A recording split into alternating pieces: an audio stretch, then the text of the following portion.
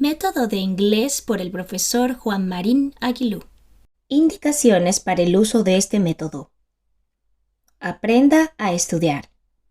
Una de las principales causas del fracaso en el estudio de idiomas es el no saber estudiar.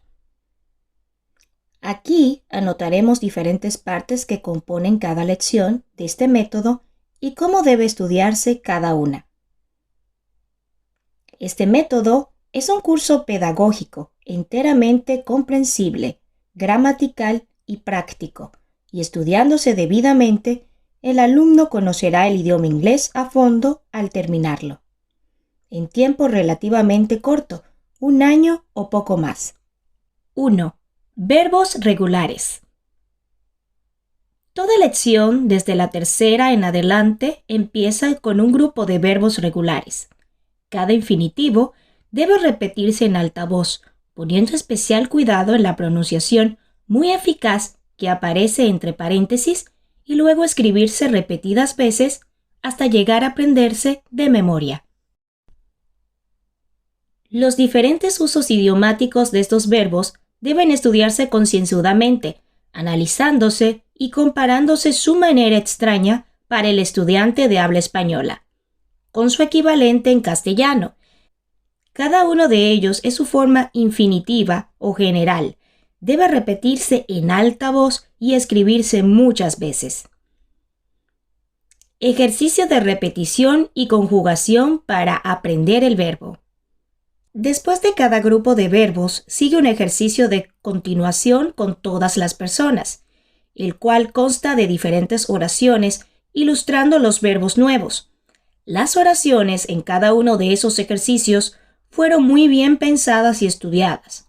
Una de las razones por qué la preparación de este libro ha tomado tiempo muy largo y labor muy ardua, pues el propósito de la oración no es meramente el de practicar un verbo nuevo, sino repasar continuamente, además de vocablos y frases ya estudiados, los puntos de la sintaxis inglesa difíciles para el alumno de habla española, de manera que cada nuevo punto que se estudia en tal o cual lección seguirá apareciendo prácticamente en ejercicios en las siguientes lecciones, hasta el fin del curso, y sin duda alguna el alumno dominará irrefutablemente todo tiempo, uso idiomático y punto difícil de la construcción inglesa, si estudia como se le aconseja.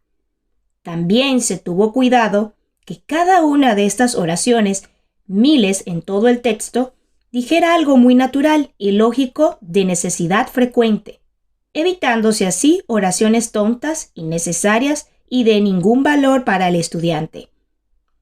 Cada oración de esos ejercicios de verbos debe repetirse en alta voz, usando todas las personas.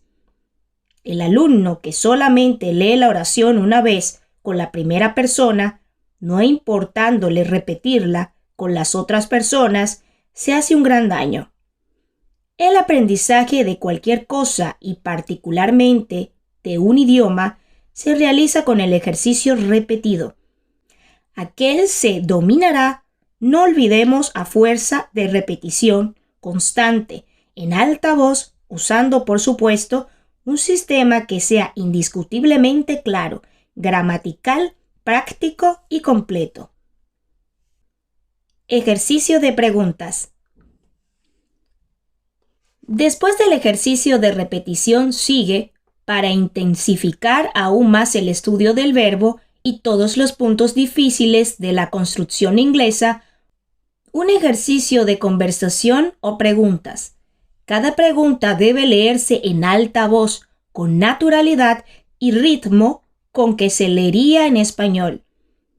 No se pregunte y responda de una manera monótona.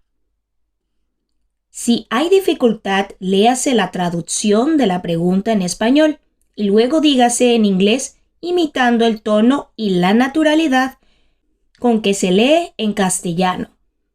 Con la repetición eso se adquiere. Cada pregunta debe contestarse en alta voz, en afirmativo o negativo, según lo exija el texto. Vocabularios. Al empezar el estudio de un vocabulario, el alumno debe fijarse antes que nada en la pronunciación configurada de la palabra, observando cuidadosamente que la sílaba lleva el acento o la fuerza. Luego de estar seguro de haber comprendido bien su pronunciación, debe decirla en alta voz muchas veces. Y seguida después fijarse en la verdadera ortografía de la palabra para escribirla, hasta aprenderla de memoria, continuando la repetición en alta voz mientras escribe. No debe pasarse a la siguiente palabra hasta no dominar por completo la que se estudia. Si se está estudiando bajo un profesor o en una clase, cada vocabulario debe dictarse, con su equivalente en castellano e ilustrándose en oraciones o preguntas y respuestas sencillas, en inglés, por supuesto. A cada vocabulario sigue un grupo de frases idiomáticas, es decir, frases que se construyen de una manera muy distinta de sus equivalentes en castellano. Estas frases tienen que aprenderse a fuerza de repetición en alta voz y por escrito. Estas expresiones, cientos de ellas en todo el curso, son de imprescindible necesidad en el uso diario de la lengua, y no hay más remedio que aprenderlas de memoria, analizándose, por supuesto, la manera extraña en que se construyen para ayudarse así a que se graben en la mente. Texto de lectura. Reading text.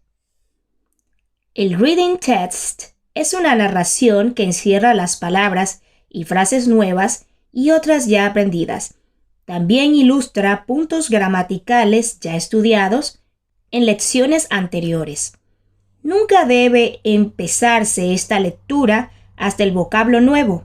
El primero, las frases y verbos regulares se sepan perfectamente, entonces no habrá dificultad para leer y comprender el texto. El alumno debe leerlo en alta voz 2, 3 o más veces. No se permita leer de una manera monótona y prolongando sonidos.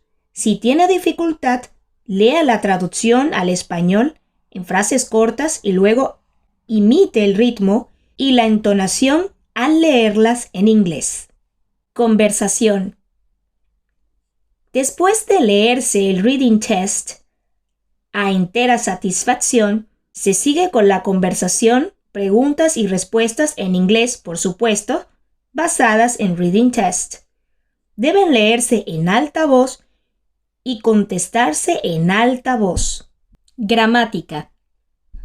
Cada punto de la gramática inglesa es explicado después que se enseña o se repasa sencilla y prácticamente el punto equivalente castellano. Pues la experiencia ha demostrado que un número muy considerable, podríamos decir la mayoría de la gente mayor, no sabe o ha olvidado la gramática de su propio idioma.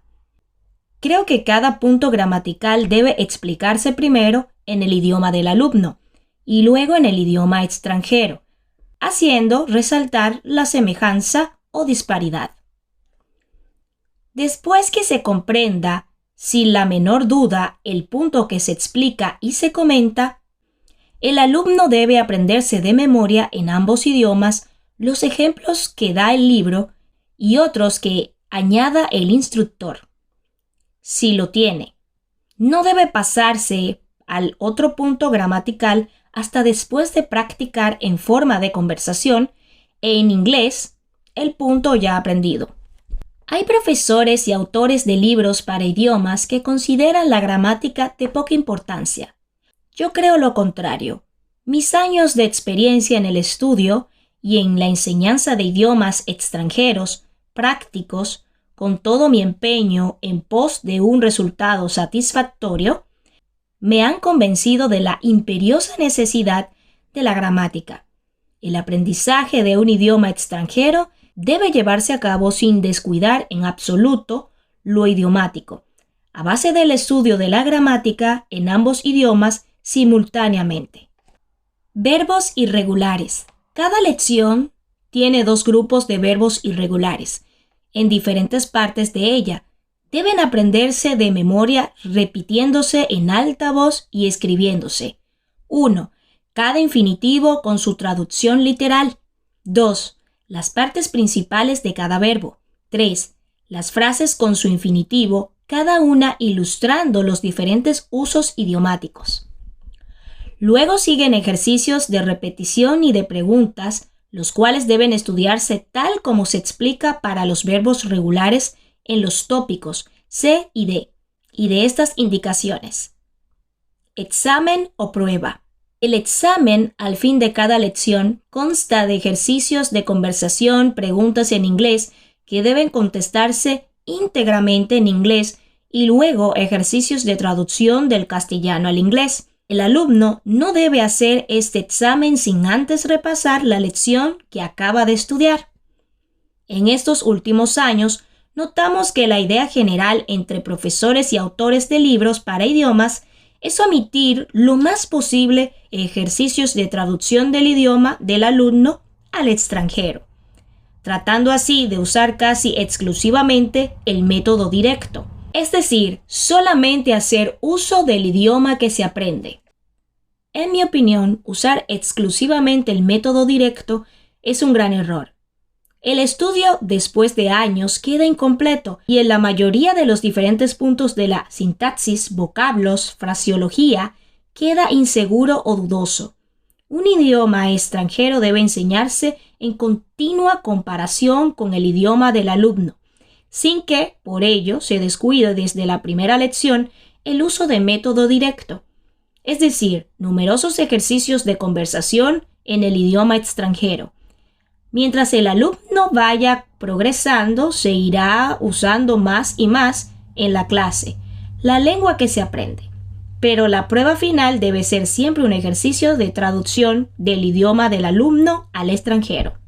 En el apéndice aparece un diccionario inglés-español con pronunciación figurada y uno español-inglés riquísimo en vocablos, utilísimo. El alumno debe consultarlo mientras estudia, particularmente cuando esté contestando el examen. El estudiante encontrará este diccionario muy eficiente para ayudarse mientras lea periódicos y revistas en inglés o escriba cartas o haga algún trabajo en ese idioma. La pronunciación figurada se usa en cada lección, para cada palabra nueva, pero si en algún caso muy excepcional el alumno tropezare con una palabra, verbo o sus partes cuya pronunciación o sus partes no encontrase en la página de la lección, debe buscarla en el diccionario del apéndice. Lecciones de repaso.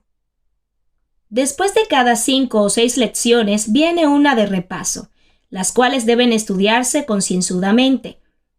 A pesar de estas lecciones de repaso que tiene el libro, se le aconseja al alumno que ordene sus estudios durante todo el tiempo que le tome el curso en la manera que sigue.